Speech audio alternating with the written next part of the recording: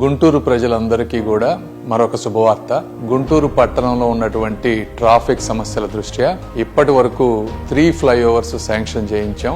ఇప్పుడు 4వ ఫ్లైఓవర్. ఇది వాస్తవంగా 2014లో కూటమి ప్రభుత్వం తెలుగుదేశం పార్టీ ఉన్నప్పుడు శాంక్షన్ అయినటువంటి ఫ్లైఓవర్. 2017లో దీనికి ల్యాండ్, మున్సిపాలిటీ అనుమతులు అన్ని ఇచ్చి సైట్ హ్యాండ్ ఓవర్ చేయడం జరిగింది. ఒరిజినల్ గోల్ ప్రకారం 2019కి ఈ బ్రిడ్జ్ అంతా కంప్లీట్ కావాల్సినటువంటి పరిస్థితి.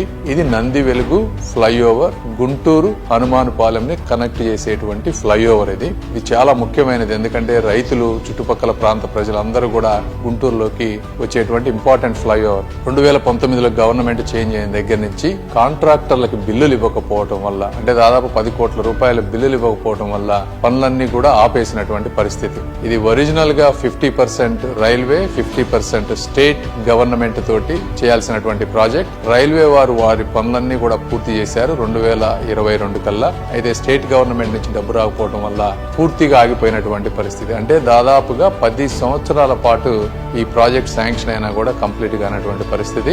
ఈ రోజున రివైజ్డ్ ఎస్టిమేట్స్ చేసినప్పుడు 10 కోట్లు పాత కాంట్రాక్టర్ కి, అదే విధంగా కొత్త రివైజ్డ్ ఎస్టిమేట్ ఇన్కంప్లీట్ వర్క్ ని కంప్లీట్ చేయడానికి 26 కోట్లు కలిపి దాదాపుగా 36 కోట్ల రూపాయలతోటి ఈ రోజు రాష్ట్రం మీద ఒక్క రూపాయి కూడా ఆర్థిక భారం పడకుండా మొత్తం సెంట్రల్ గవర్నమెంట్ భరించేటువంటి పరిస్థితి ఈ రోజు కూటమి ప్రభుత్వం వల్ల జరిగింది. దీనికి సహకరించినటువంటి రైల్వే మినిస్టర్ అశ్విని వైష్ణవ్ గారికి, సోమన్న గారికి, సౌత్ సెంట్రల్ రైల్వే అధికారులకు, అదే విధంగా ఈ గుంటూరు ప్రజలకు సేవ చేసుకునేటువంటి అవకాశాన్ని కల్పించినటువంటి శ్రీ నారా చంద్రబాబు నాయుడు గారికి, పవన్ కళ్యాణ్ గారికి, నారా లోకేష్ గారికి, అదేవిధంగా మా ఆఫీస్ స్టాఫ్ కి, లోకల్ ఎమ్మెల్యేలకి అందరికీ కూడా మనస్ఫూర్తిగా ధన్యవాదాలు తెలుపుకుంటా ఉన్నాను. Thank you.